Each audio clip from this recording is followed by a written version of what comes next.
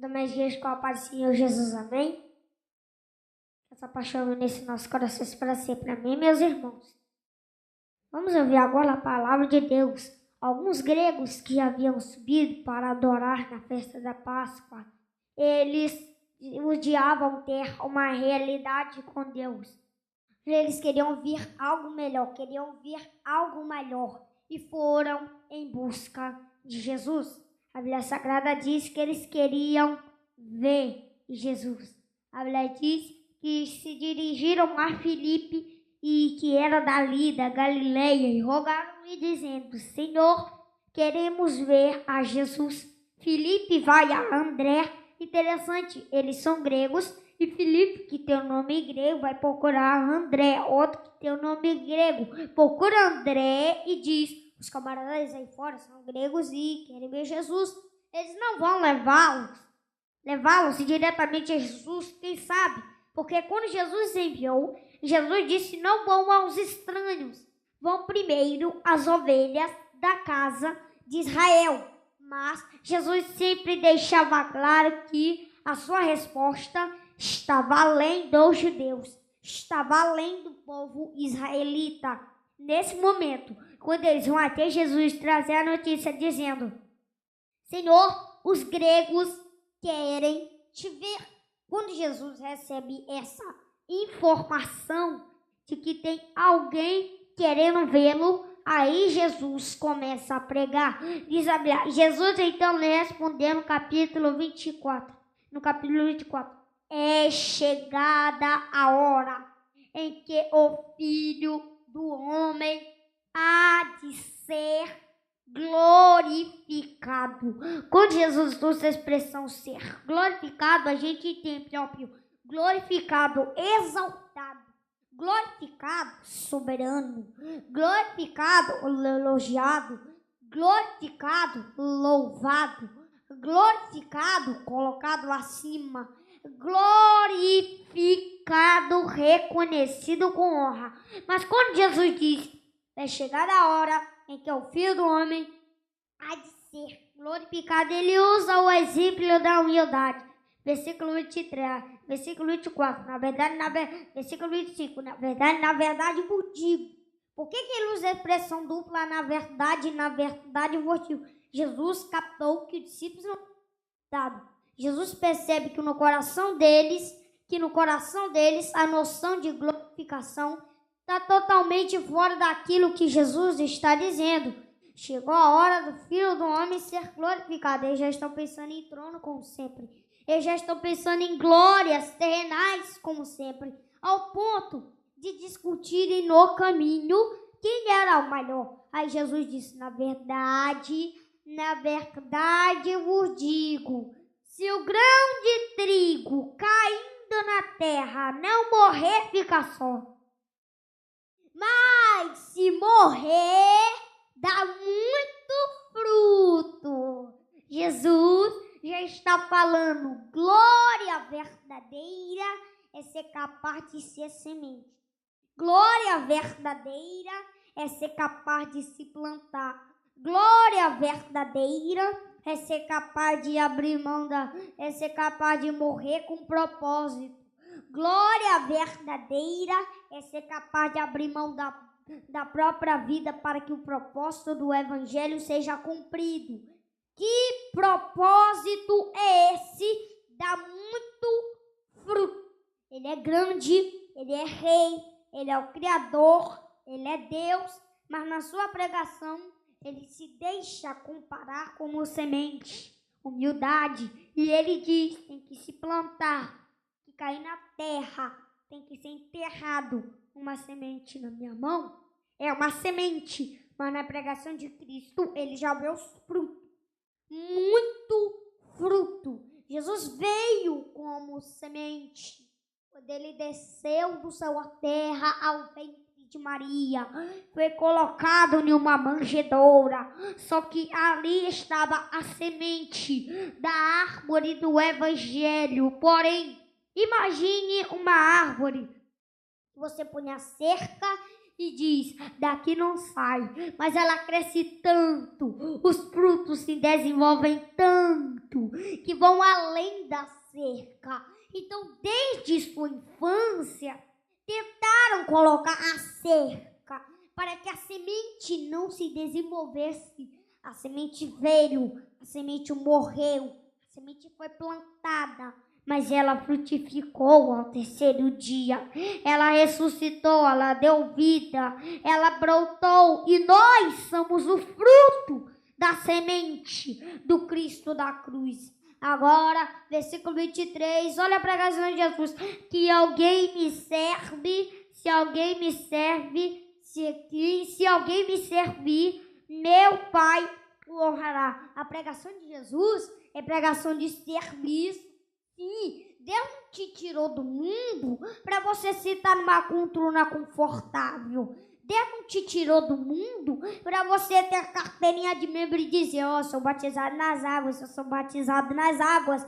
Não, ele te tirou de lá para servir. Escravo eras tu, hoje é servo. Não, pastor, eu sou crente de banco, irmão. Tem passar pública aí para quem é crente de banco. Agora, reino de Deus é para quem quer servir. Quem me serve estará onde eu estou. Mas o contexto aqui é cruz.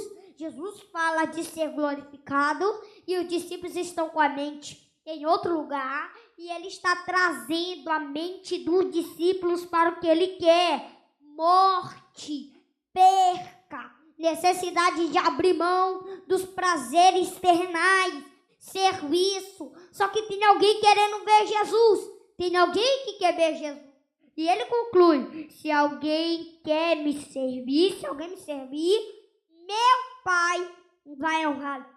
Pelo amor de Deus, para de querer glória aos homens. Para de querer apenas o foco dos homens. A gente diz que não, mas é. Dispuxo pregava, dirige um culto, irmã, dá um bilhetinho. Pastor, eu já mandei muito bilhetinho desse. Pastor, eu quero cantar um hino. Ele leu o bilhete, deixou lá. Ele recebeu o segundo bilhete. Pastor, eu quero cantar um hino. Ele leu o bilhete, deixou lá. Ele recebeu o terceiro bilhete com exclamação. Ele sabia escrever. Pastor, já disse que eu quero cantar um hino para Jesus. Exclamação. Ele leu o bilhete e lá permaneceu. Ele pregou, acabou o culto. A irmã veio atrás, as minhas veio atrás. Só leu o bilhete e o segundo também. E o terceiro, ouve. E por que você não me chamou para cantar para Jesus? Cante, minha irmã. Mas o povo já foi embora. Então você não queria cantar para Jesus. Quem me serve, me serve. Quem me serve, meu Pai vai honrá-lo. Meu irmão, desculpe minha fraqueza, mas estamos numa geração de crentes bebês que pensa que pastor é babá. Crentes mimados, irmãos. Crentes meninos que não amam a Deus, amam o benefício. Qualquer coisinha muda de igreja, qualquer coisa quer entregar o carro. Só que não são todos, só que muitos estão à espera do reconhecimento humano. Eu fiquei aqui, ninguém veio atrás de mim. A mesma distância da igreja para tua casa é da tua casa para a igreja. Eu tive dor e não vieram saber como eu estava. Toma um remedinho, mas Jesus está dizendo, está na hora de crescer, está na hora de amadurecer, está na hora de entender se a recompensa não te alcançar. Aqui, o céu é sua maior recompensa. Eu quero que você guarde isso no seu coração. Isso é palavra de Cristo Jesus. Olha Jesus pregando, e ele mostra que o pregador não é máquina, ele mostra que ele é humano. Agora, a minha alma está perturbada, porque ele está falando sobre a cruz. Ele está pregando da cruz. Mas a alma sentiu. Ele olha para os discípulos e diz, a minha alma está perturbada. O que direi? Ele pergunta, o que direi? Se ele perguntasse para nós, se ele perguntasse para a geração da agora, eu faço parte. A minha alma está amargurada. O que ele acabou de dizer? Aí eu ia perguntar, só tem fé? Eu tenho fé. Então determine. Minha alma está amargurada. O que eu vou dizer? Fala, ou Deus te sara, Deus te sara. Por quê? Porque para nós isso é fé. tem que acontecer, eu decreto, eu determino. Ok, não se esqueça do nome dele. Se você decreta, se esquece. Se você se esquecer do nome dele, palela. Peraí, o que é fé? Deixa eu perguntar sobre o ler Bíblia. Que não ler Bíblia fica na sua, por favor. Sem fé. Ficou chique. Bora lá. 1, 2, 3. Então fé para agradar quem? Que fé é essa que eu tenho que ter para me agradar? Eu disse que era para acontecer, não aconteceu? É porque eu não tenho fé. Mas a Bíblia diz que a verdadeira fé me torna capaz de agradar a Deus, ainda que eu me desagrade a mim mesmo.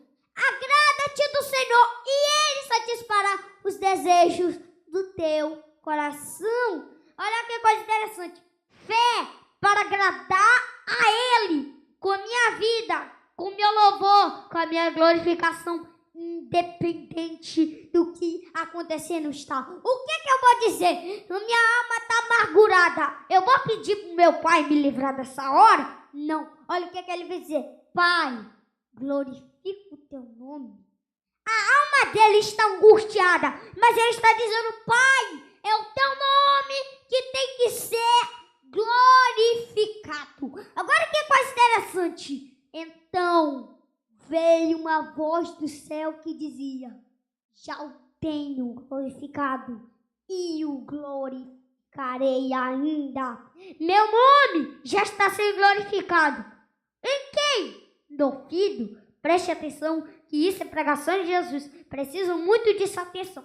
Na pregação de Jesus, a verdadeira glória é ser capaz de descer, se humilhar. Segundo, a pregação de Cristo mostra que o seu evangelho também é perca. É perder sem se perder. É perder coisas sem perder a identidade. É abrir mão do conforto para ter conformidade com Deus, se necessário for. 3. Olha a pregação de Jesus. Quem ama a sua vida, perdê-la-á. Quem nesse mundo aborrece a sua vida, guarda-la-á para a vida eterna. Deixa eu explicar. Ele está dizendo, quem preserva, quem se apega à vida material, às coisas dessa terra, vai perder. Mas se aquele que às vezes reconhece a necessidade de abrir mão dessa vida, é aí que está ganhando a vida de verdade. Aqui, a maioria que está me ouvindo são salvos. E Jesus está dizendo, para salvo não se prega salvação, para salvo se prega perdição. Porque tu já está salvo, já ganhou, já está bem. Agora é preciso aprender a perder. Porque muitos de nós vivemos numa fase longa de murmurações, porque não aprendemos a perder. Porque que muitos de nós sempre vivemos angustiados, querendo ter mais e mais, porque ainda não aprendemos a perder. E no reino de Deus, quando se perde, se ganha. Quando se preserva as glórias humanas, os prazeres humanos, acima da glória que Cristo ensina na pregação, é aí que está ganhando a vida, é aí que a vida está perdida. Crente, não desperdiça tempo. Alguns olham para nós e pensam que não somos felizes. Pensa que a juventude está desperdiçando a melhor fase. Mas quem tem Jesus sabe, não é desperdício, é investimento. A gente abre mão dessa vida que o mundo leva, dessa vida que o mundo aplaude, para segurar a vida que Cristo nos dá. Primeiro, a pregação de Cristo mostra que a glória é ser capaz de descer como semente. Segundo, a pregação de Cristo mostra que o seu evangelho também é perder sem se perder. É perder coisas sem perder a identidade. É abrir mão do conforto para ter conformidade com Deus, se necessário for. Deixa eu explicar para vocês uma coisa. Cuidado com o desenvolvimento intelectual. aquela multidão estava limitada com a aparência de Jesus. Porque no jardim, a aparência do fruto foi valorizado. Mateus 24.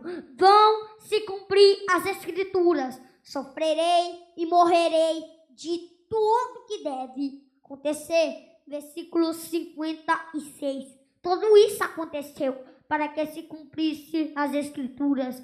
Nenhum dos seus ossos será quebrados. E ainda mais, como diz a escritura, olharão para aqueles a quem traspassaram. Quando eu for levantado, foi na cruz que o véu se rasgou e o homem pôde voltar para a presença, que ele havia perdido. Então o poder não é apenas necessário. Lúcifer teve poder e não viveu na intimidade. Então o poder não é apenas necessário. Amém, meus irmãos? E a gente diz assim, é preciso um ambiente ideal, uma igreja ideal. No jardim, o ambiente era ideal. Era um culto que o pregador era o próprio Deus. No jardim, a palavra era pregada todos os dias. E mesmo assim, foram expulsos da presença. Lúcifer teve poder. Se você ler Gênesis capítulo número 5, capítulo número 5, a Bíblia diz que Deus chamava os dois por um só nome. Eu vou repetir. Gênesis capítulo 5. A Bíblia diz que Deus chamava os dois por um só nome. Eu vou repetir e você fala. A Bíblia diz que Deus chamava os dois por um só. Quando eles pecam, diz a Bíblia, Adão olhou para sua esposa e diz, seu nome agora é Eva. Tem gente que fica voando, eu vou explicar. Eu vou explicar. Tem gente que fica voando, eu vou explicar. Seu nome agora é Eva. Aí tem gente que fica voando e eu vou explicar. Meus irmãos, seu nome agora é Eva. Ele conseguiu fazer isso. O veneno da serpente começou com a família lá. Eu anotei. Meus irmãos estavam pregando. A moça vai ler esse texto de novo. Interessante. Aí, ele no capítulo número 12, e disse, Jesus, eu sei que tem algo bom aqui. Eu sei que tem algo novo aqui. Na cruz, a família, eu vou repetir, na cruz, a família está sendo atraída. A família está sendo resgatada. Porque o diabo conseguiu causar aquela separação no nome. Depois, ele causa separação por causa do seu veneno. Ele causa separação, Caim e Abel. E assim vem, sucessivamente. Agora, quando eu olho para a cruz, Jesus na cruz, e olha ela honrando a família. Ele olha para João e diz assim, cuida do tamanho do meu corpo. Já estou encerrando. Ele disse assim, cuida da mãe do meu corpo. Jesus estava sangrando, ele estava sanguentado, ele estava febril, ele estava rasgado, ele estava sedento, mas as mulheres viram a beleza da adoração, o ladrão viu a beleza da santidade, o centurião viu a beleza da individualidade e disse, verdadeiramente este homem era justo. A natureza olhou nele e viu o Criador. O sol disse, eu não vou brilhar. A terra disse, eu vou tremer, porque estava sendo resgatado o que havia sido perdido lá no jardim. No jardim, a mulher fala e é enganada pela serpente. Na cruz, as mulheres nos ensinam o valor do silêncio, enquanto é o cordeiro quem fala. Essas verdades nos revelam. É melhor estar ao pé da cruz com o cordeiro do que no jardim com a serpente. É melhor estar ao pé da cruz com Jesus do que nos melhores lugares com Satanás. Agora escute, porque a gente vai tocar no hino do inferno. Agora escute, porque o instrumento de Satanás no Brasil, chamado rede de televisão, vai ter que me ouvir. No jardim, a serpente venceu. Na cruz, o cordeiro vence a serpente. No jardim, a serpente venceu. E quando os soldados chegaram em casa, eles disseram: meu bem, nós tivemos um condenado hoje na cruz. Ele é muito diferente. O que aconteceu, meu bem? A gente furava ele, a gente xingava ele. E ele dizia: pai, perdoa eles. Ele pediu água, a gente deu véu. Mas quando a gente furou o lado dele, ele fez jorrar água sobre nós.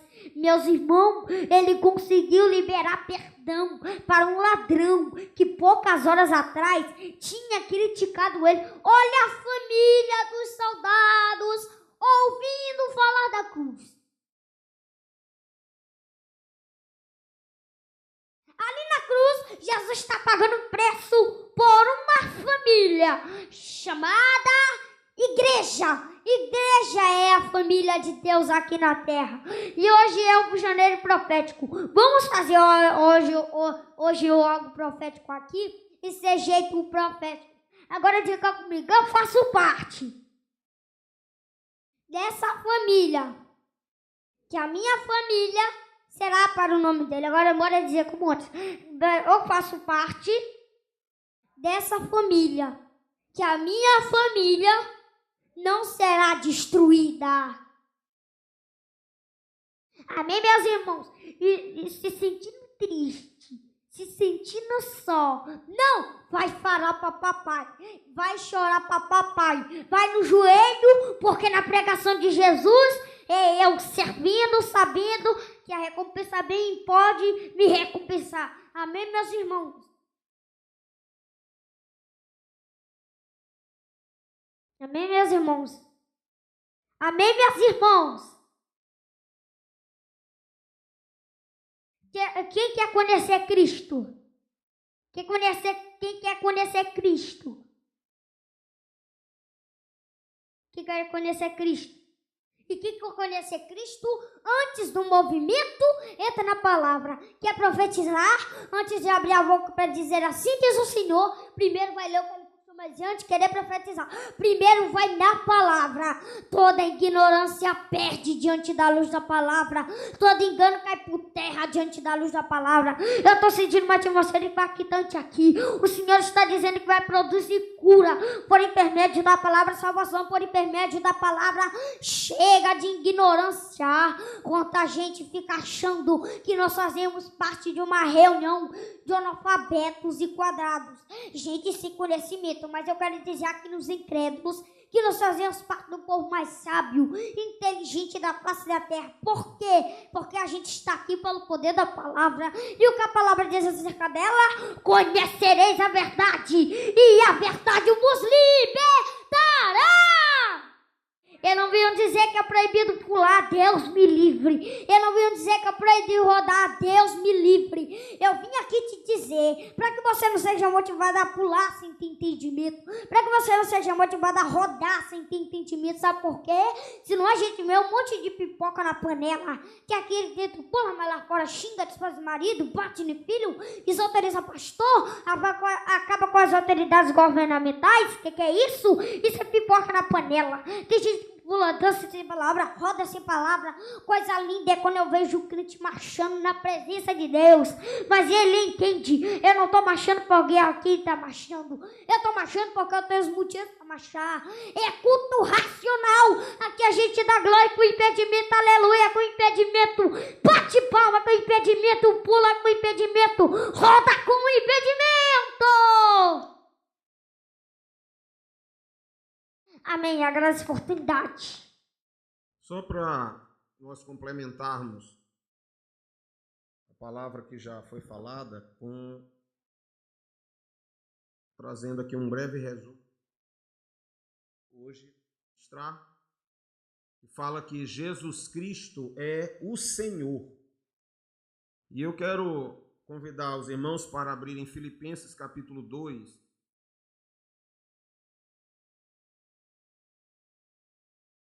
para que você entenda esta palavra. A lição, ela hoje fala a respeito do senhorio de Cristo. Fala a respeito de Jesus como Deus soberano, como Senhor de todas as coisas, e do impacto que o conhecimento de sua palavra e da sua glória traz para as nossas vidas. O texto, de fato, da lição era o de João, capítulo 20, mas eu queria ler com os irmãos Filipenses, capítulo 2. E antes de tudo, quero dizer aos irmãos que nós só conseguimos reconhecer Cristo como Senhor se esta verdade for revelada para nós pelo Espírito. Não há outro meio de eu ou você reconhecermos Cristo como Senhor, se não for pela revelação do Espírito Santo. Certa vez Jesus chamou os discípulos e perguntou: e vós, quem dizeis que... E aí Pedro disse para ele: Senhor, tu és Cristo, o Filho do Deus vivo. E ele respondeu para Pedro: quem te revelou isso? Não foi a carne, foi pelo Espírito de Deus que Pedro teve o entendimento de que Jesus é o Senhor. E a pregação do Evangelho é uma pregação que leva as pessoas à fé em Jesus como Senhor e Senhor. Você vê a revelação desse mistério do qual Paulo fala. Ele diz aqui no capítulo 2 de Filipenses, no versículo 5, ele diz assim, que em nós deveria haver o mesmo sentimento que houve também em Jesus Cristo. Pois ele, subsistindo em forma de Deus, não julgou como usurpação o ser igual a Deus, antes se esvaziou, assumindo a forma de servo, tornando-se semelhante aos homens, e reconhecido em figura humana, a si mesmo se humilhou, tornando-se obediente até a morte e morte, pelo que também Deus o exaltou sobremaneira e lhe deu o nome que está acima de todo nome, para que ao nome de Jesus se dobre todo o joelho nos céus, na terra e debaixo da terra, e toda a língua confesse que Jesus Cristo é o Senhor, para a glória de Deus. Você nota que nessas palavras de Paulo aos Filipenses, ele resume toda a história de Cristo, começando pelo fato de que ele subsistia como Deus antes da história. Uma vez Jesus falando aos judeus, ele disse para eles: antes que Abraão existisse, eu sou.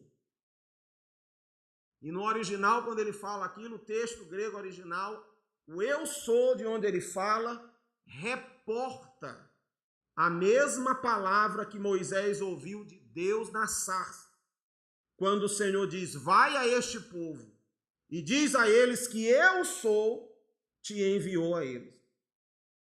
E quando Jesus faz essa associação, ele quer dizer que ele estava, antes da existência de tudo, ele estava e existia como Deus.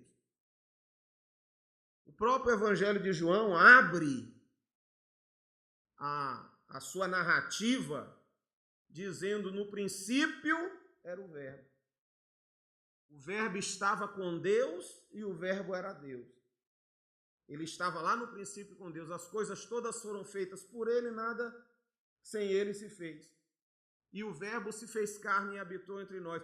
Mas era muito claro na visão dos apóstolos de Cristo, daqueles que creram na sua palavra, que o Senhor Jesus sempre foi Deus em toda a sua eternidade.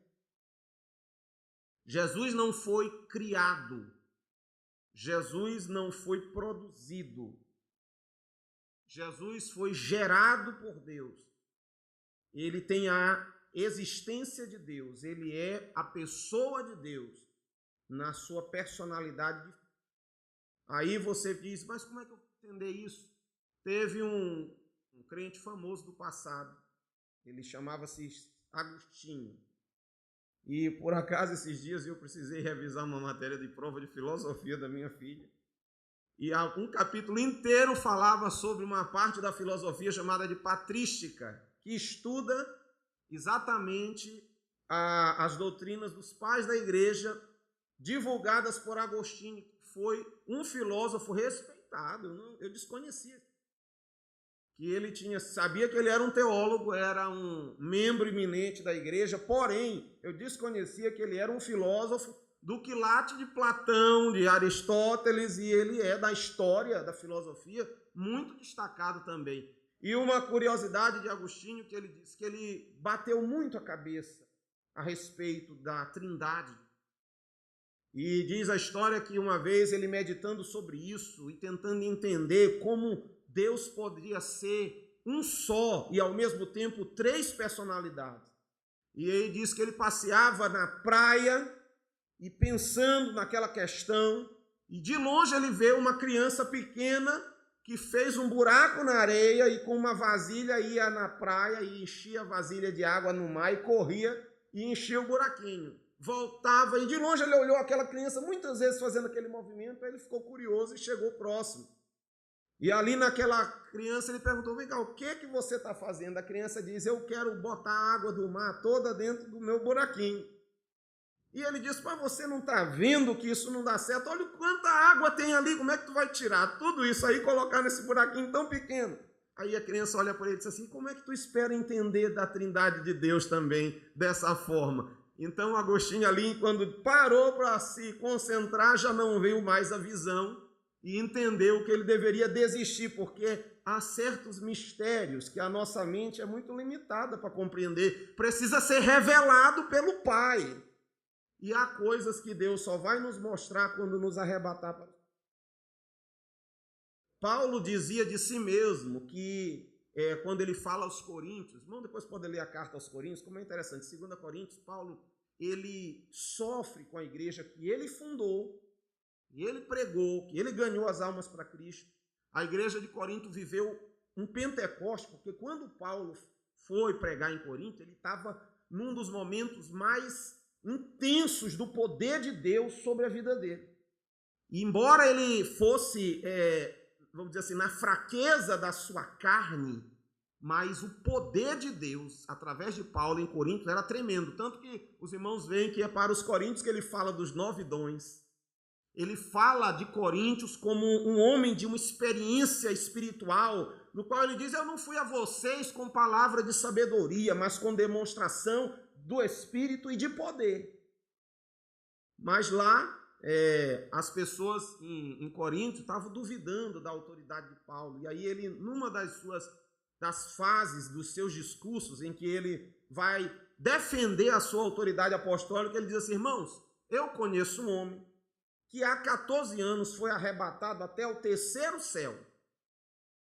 E lá viu coisas tão tremendas que não é lícito ao homem falar. 14 anos, ele falava de si mesmo, é claro. 14 anos, Paulo guardou para si aquela revelação. Quem estuda entende que Paulo teve Cristo aquela revelação logo depois que ele se converteu, para que ele pudesse entender os mistérios do reino de Deus e pudesse suportar o ministério que ele ia ter, que era pesado. Os irmãos lembram que Deus falou para Ananias, quando foi curar Paulo, da cegueira.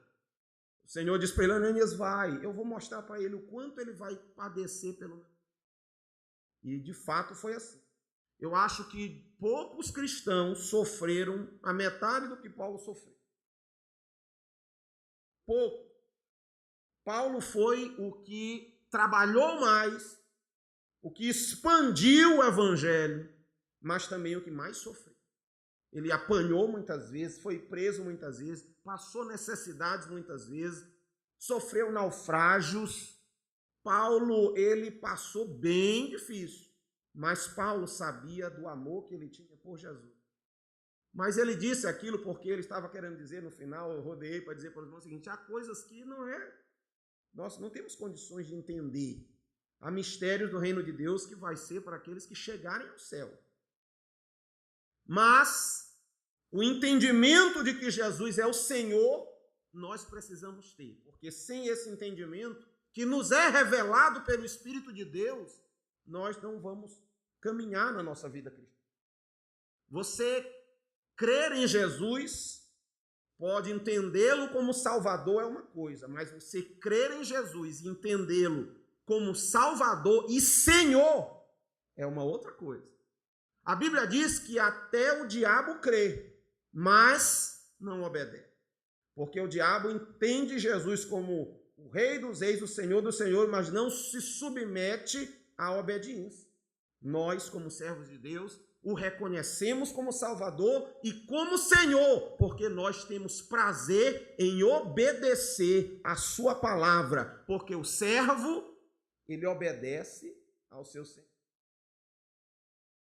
E quando nós vemos aqui na lição falando que Jesus é o Senhor, nós vemos que ele demonstra isso no seu ministério. Tem uma hora que ele cura um paralítico, mas antes de curá-lo, ele diz: perdoados estão os teus pecados. Alguém murmurou: mas como é que pode? Só Deus pode perdoar pecado. Mas aí Jesus diz para ele: para vocês verem como eu recebi do Pai autoridade para perdoar pecado. Ele então cura o paralítico para mostrar que do jeito que a palavra da cura para o paralítico foi honrada, a palavra do perdão também foi honrada. Jesus aceitou a adoração. Uma vez ele entrou em Jerusalém num jumento, as pessoas balançavam as palmeiras e diziam: Hosana, Hosana, bendito que vem em nome do Senhor. Esta saudação estava reservada para o rei. E ele entra como o rei, não um conquistador material, mas um vencedor sobre o verdadeiro opressor do homem, que é Satanás, que é o pecado. Ele veio para vencer. Então Jesus, ele mesmo sendo como Deus antes da existência, ele aceitou o desafio de se tornar como nós para morrer em nosso lugar. Ninguém deve entender Jesus como sendo, durante o ministério, como tendo usado algum poder de Deus para suportar as lutas que ele passou. O seu ministério, embora sendo Deus, mas feito homem, ele viveu, existiu sobre a terra como homem. Como diz aqui, ele abriu mão, ele se esvaziou. Ele não deixou de ser Deus. Ele não deixou de ter a natureza de Deus, mas por voluntariedade, ele não exerceu os seus requisitos de Deus, ele não exerceu o seu poder de Deus para viver. Ele viveu por vontade própria como um ser humano. Viveu e venceu, porque ele veio para pagar o preço por nós. E além de tudo, ele mostrou o próprio Deus. Tem um momento que Tomé diz para ele assim: Senhor, mostra-nos o Pai. E aí ele vira e diz assim: eu estou há tanto tempo convosco, vocês ainda não me viram. Quem me vê, vê o Pai. Como é que tu me diz? Mostra-nos o Pai. Irmãos, às vezes, nós como servos de Deus, às vezes a nossa visão do Pai fica enuviada. Somos como Tomé. Jesus está na nossa frente e nós não estamos. Somos como o nosso irmão citou. Buscamos nossa própria glória, nossos próprios interesses, nossos aplausos, nossos holofotes e nos esquecemos que nós não somos Senhor. Senhor é Jesus. E ele entregou sua vida para, no final, depois de vencer tudo, o Pai o exaltou sobremaneira, acima de todo nome. Não há nome sobre a terra, sobre o céu, maior do que é o nome de Jesus. E aí, quando você olha para ele, você lembra da visão de João. Você já leu o livro de Apocalipse, você vai ver que quando João é arrebatado, tem uma hora na visão que ele olha um trono da majestade do Deus Altíssimo. O trono do Senhor é descrito algumas vezes na Bíblia, e é um grande. E diante do trono há um mar de vidro, como vidro. E a visão é como uma visão onde o arco-íris de Deus, a glória de Deus está ali. A visão é tremenda. E João tem a visão e o Senhor sentado e sobre aquele trono havia um selado com 7 selos. E alguém clamava quem era digno de abrir aquele livro. E alguém olhava sobre a terra e não encontrava ninguém digno. Olhavam no céu entre os milhares de anjos, dos quais a Bíblia fala que são milhares de milhares e milhões de milhões. A Bíblia fala que são incontáveis. A Bíblia chega a dizer que são magníficos em poder, mas entre eles não se achou nenhum que fosse de abrir aquele livrinho, selado com 7 selos.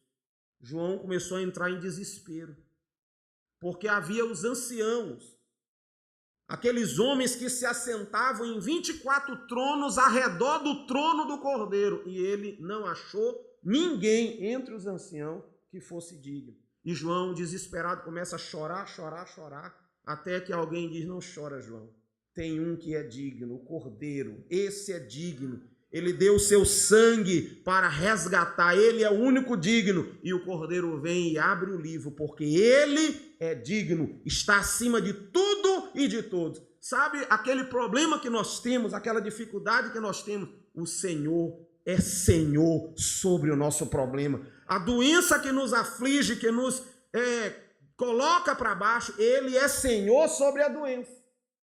Aquele parente difícil, aquela situação difícil, ele é Senhor sobre todas as coisas. Por isso Paulo diz: Deus lhe deu um nome que é sobre todo nome, e ele foi glorificado para que todos reconheçam e confessem: Jesus Cristo é o Senhor. Que Deus nos abençoe em nome de Jesus.